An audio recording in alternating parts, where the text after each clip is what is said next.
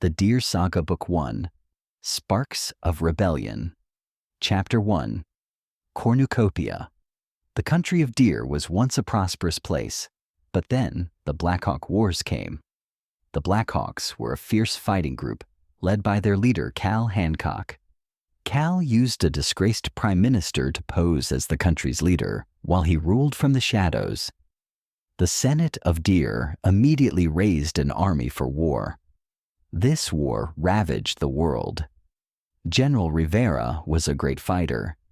He fought beside the 12th Legion, his own trained force. After the Battle of Hunter, Rivera defeated the Black Hawk Army and forced Cal to go into hiding. When Rivera returned home, he was treated as the true ruler of Deere. The only thing was that the war had hardened Rivera. He declared himself Emperor of Deere. He disbanded the Senate and replaced the old Senate soldiers with new imperial fighters. He hired former gang leaders and criminal empire bosses to become his new generals. Rivera drove Deere into a dark age, but even in the darkness, sparks began to form. Former commanders of the empire left and started rebel and resistance groups. Spy organizations were built, and small attacks began popping up all over the country. As the tales of this rebellion grew, the empire became even harsher. It declared that if anyone was found helping the rebellion, or even reported to be helping it, their punishment would be swift. Everyone knew that punishment meant death, but that didn't stop some people. The rebellion continued to grow, even in the smallest of places. That's where this story begins. In the city of Cornucopia, the imperial banners flew. This was the empire's main hub for scrapyards. It was about 8 in the morning. A young teenager named John Anderson ran down his street, passing all the houses that looked the same. Same color, same size, same appearance. He brushed the sweat from his brow as he hurried toward the scrapyards. Once he arrived, he immediately jumped into line. Luckily, only about 10 other people were in front of him. He saw his friend Terry Jameson standing nearby. Terry mouthed, "Where were you?" John shrugged, hoping to explain once they made it inside.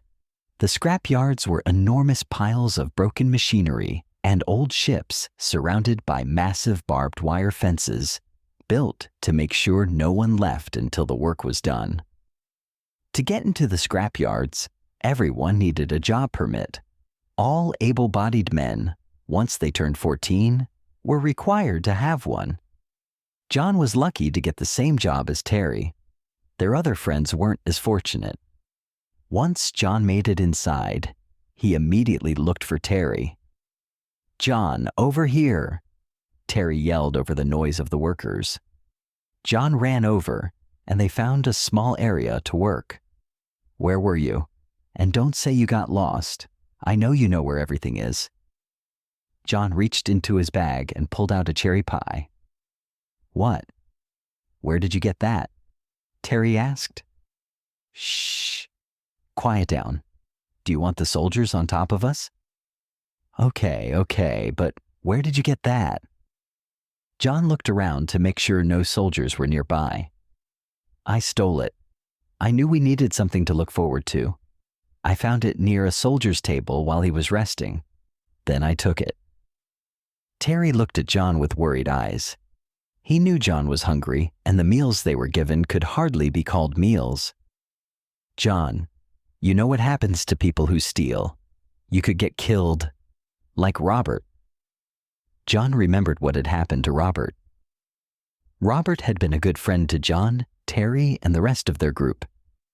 He had grown tired of waiting for food. One night, he snuck into an imperial kitchen, even though everyone had warned him not to. Robert was caught within a minute. The next morning, they woke to find him hanging from ropes on a bridge. He was dead. Above him was a sign that read, "This is what happens to people who break the rules." They swore never to do anything so foolish. But it seemed old habits were not easily forgotten. Look, these are dark times. Dark times call for desperate measures, and I'm desperate. Terry looked at John, then at the pie. He knew he was hungry too. They split the pie, agreeing it was the greatest thing they had ever tasted. After eating it like starving animals, they returned to work. They searched through the piles of scrap, piece by piece. When the workday ended, John took off his welding helmet and wiped the sweat from his brow. He met Terry at the gate, and together, they walked back home. John had lost both of his parents during an imperial raid. Raids had become frequent. His parents had secretly given food to the poor and hungry. During the raid, imperial soldiers discovered hidden food in a compartment. They immediately took John's parents away, and he never saw them again. John was one of the lucky ones. He was old enough to work, and he still had his friends. John's house wasn't much to look at. It had become a safe house for all of them. Their parents had disappeared years ago. They only had each other now. That night, Terry, Jonah, Kyle, Noah, and John sat around their small round table. "Why didn't you bring a cherry pie back for us?" Noah asked. "Look, Noah, I already told you. I'm not allowed to leave the scrapyards after I check in, and if I don't check in, the soldiers will come looking for me." "They'll come for all of you too," John replied. The group looked at one another. They all knew that if the soldiers ever came looking for them, they would probably never see each other again. After talking for a while, everyone headed to their rooms. John stared up at the ceiling. Is this what my life was made for? Am I just John Anderson, the scrap worker? Or am I meant for something more? He closed his eyes and drifted off to sleep. Sometime during the night, John woke to see Terry quietly sneaking out of the house. Terry pulled a black hood over his head and started running. John followed. He chased Terry past street lamps and rows of houses, staying just far enough behind so Terry wouldn't notice him. Eventually, Terry slipped into an abandoned warehouse. The warehouse had once been used to build ships and weapons, but now it was a place of desperation and broken dreams. It smelled of oil and dust. Its windows were cracked or shattered, and its roof was nearly destroyed. It was the perfect hiding place. The imperial soldiers would never think to look there. John climbed an old rusted ladder to the roof. Once he reached the top, he carefully found a place where he could watch. Perched there like a bird in a tree, he looked down and saw Terry standing with 3 other hooded figures. "Look, give me some time. I'll bring them and we can go," Terry said nervously. "We don't have time," one of the hooded figures replied. "You have 24 hours to bring them. If not, we leave, with or without you."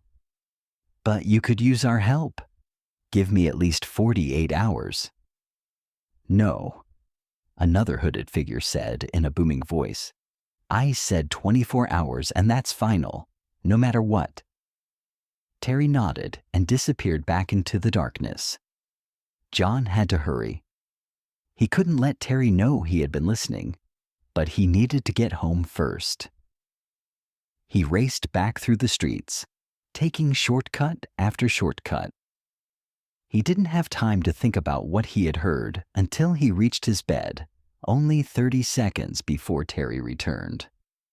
John closed his eyes, and for the first time in his life, he was ready for something new.